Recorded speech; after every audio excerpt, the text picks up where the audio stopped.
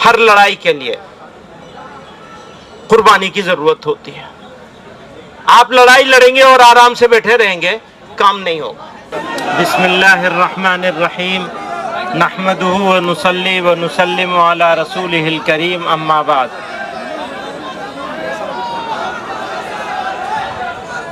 अभी बहुत सारे लोगों ने इस एक्ट के बारे में और इस एक्ट के संविधान विरोधी, दस्तूर मुखालिफ होने के बारे में तफसील से बात करी।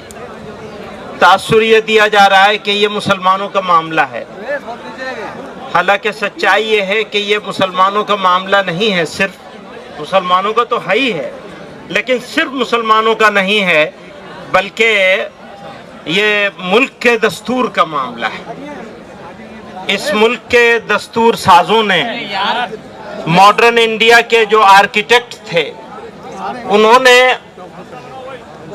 जो खाका बनाया था इस मुल्क का, उसको ये लोग तोड़ देना चाहते हैं, तोड़ने की सिमत में चल रहे हैं। हमारे घरों पे बिल्डोजर चल रहे हैं, मस्जिदों और मदरसों पे बिल्डोजर चल रहे हैं, और अब ये वक्फ एक्ट के जरिए से भारत के दस्तूर पर, संविधान पर बिल्डोजर चलाया जा रहा है, चलाने की कोशिश हो रही है।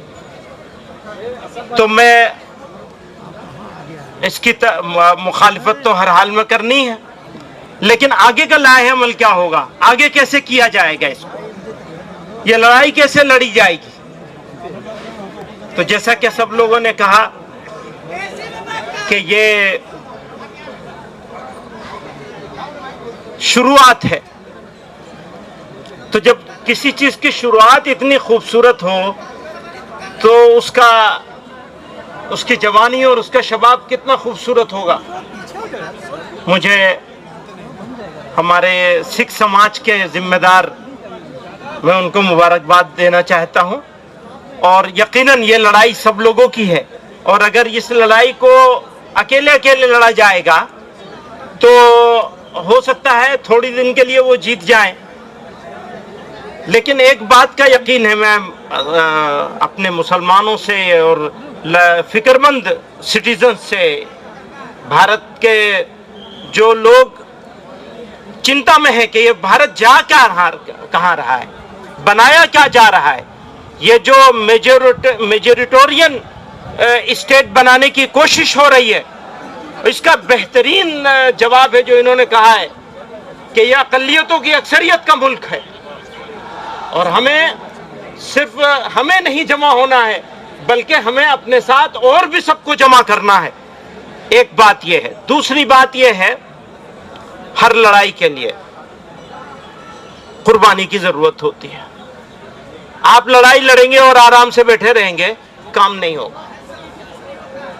और जो बात उन्होंने कही, इन्होंने कही कि बस इनफ, बहुत हो गया, तो कुर्बानी देने के लिए हमें तैयार होना चाहिए। मैं मेहमानों का वक्त नहीं लूंगा, मैं तो अंदर का आदमी हूं, मेहमान नहीं हूं। बहुत सारे मेहमान यहां मौजूद हैं, तो मैं एक शेर पे अपनी बात खत्म करना चाहता हूं। ये आगे का अज़्म है हमारा। थोड़ी तकलीफे रसन, कलीम आजिज मरहूम ने कहा था, थोड़ी तकलीफे रसन फिर थोड़ी सी तकलीफेदार। रसन कहते हैं जेल को, तो अब सिर्फ सड़क से काम नहीं चलेगा। थोड़ी तकलीफे रसन फिर थोड़ी सी तकलीफेदार, उसके बाद है दोस्तों आराम ही आराम है।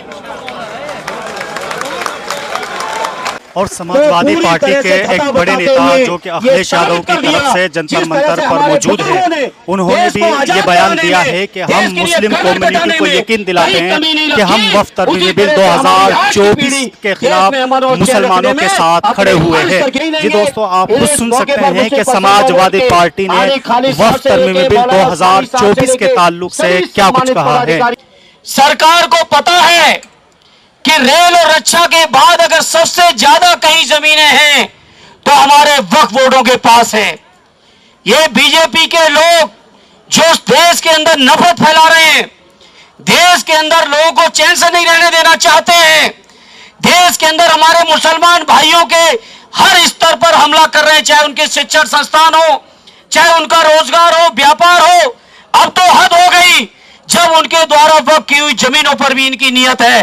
तो मैं आदरणीय अखिलेश यादव जी की ओर से, समाजवादियों की ओर से आप सबको यकीन दिलाता हूं, हर स्तर का संघर्ष करेंगे, इस बिल को वापस करा के छोड़ेंगे। यह मैं आप सभी को यकीन और विश्वास दिलाना चाहता हूं।